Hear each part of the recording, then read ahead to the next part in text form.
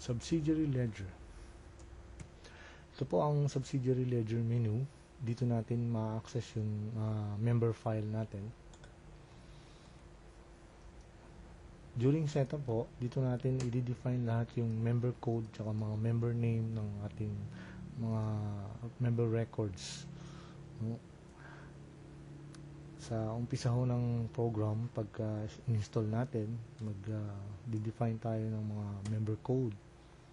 Example 101. Sine-check din ng sistema kung existing na yung code na yun. Ayan. Kaya hindi kayo makakapag-input ng pareho. Yung member code, at least yung i-input member code, tapos yung member name, last name first, tapos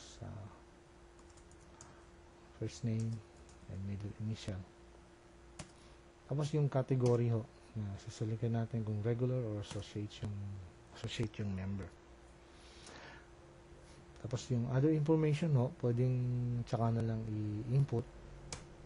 Save natin yung record. Yan. Tapos yung mga ibang informasyon na isi-setup po natin yun sa setup menu. Meron ho tayong isi-setup na area file. Yan. Kaya user definable po ito. Flexible yung sistema. Meron ding pagsisetup ng member types. Occupation file. Pwede rin natin mag-define tayo ng mga code sa occupation. Income level. Sa credit line.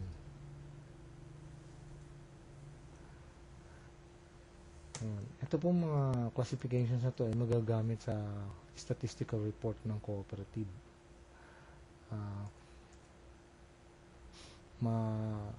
Kung malaman nyo, ang CDA ay meron pong requirement sa mga co-op na mag-submit ng statistical report. Yung pong male and female count, tsaka po yung mga iba-ibang classifications. Kagaya ho ng narito, yung area, by member type, by occupation, income level, credit line. At dito rin ho sa subsidiary ledger, i-define natin yung subsidiary ledger account. Na ito po yung mga accounts na related sa mga member. Lahat po ng transactions ng member natin, ang apektado pong accounts ay itong mga subsidiary ledger accounts na ito. Ito rin po yung mga accounts na madi-display sa ating verifier module. Yung mga loans, savings, deposit, saka share capital. Pag na-define na ho natin yan, pwede na tayong mag-verify. Ngayon po, sa subsidiary ledger, ay marami pong report na included dito. Gaya po ng collection efficiency, meron pong daily collection efficiency, pre-collection report, monthly loan collection efficiency. Kailangan po ng operation ng co-op ito. Meron din hong schedule report na dinidisplay dito yung ending balances ng mga accounts ng miyembro. Schedule of delinquents at beginning balances ng mga accounts. Meron din hong aging of receivables. Meron tayong per day at saka merong monthly aging of receivables. Ito ang sample ng aging of receivables natin.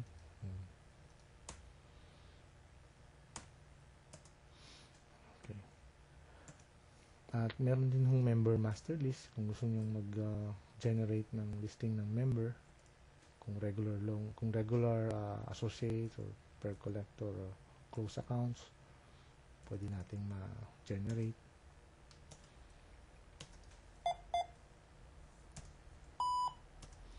Sample. Ito po. Napakita ko yung code ng member, yung name, yung category niya.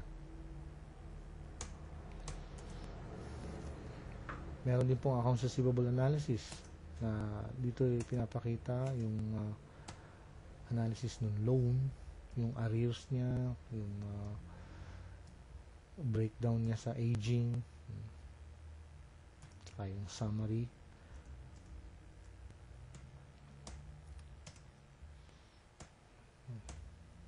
Address list, and label list. So, ito po yung maraming mga reports na included dito sa subsidiary ledger. So, ito yung mga functions ng subsidiary ledger.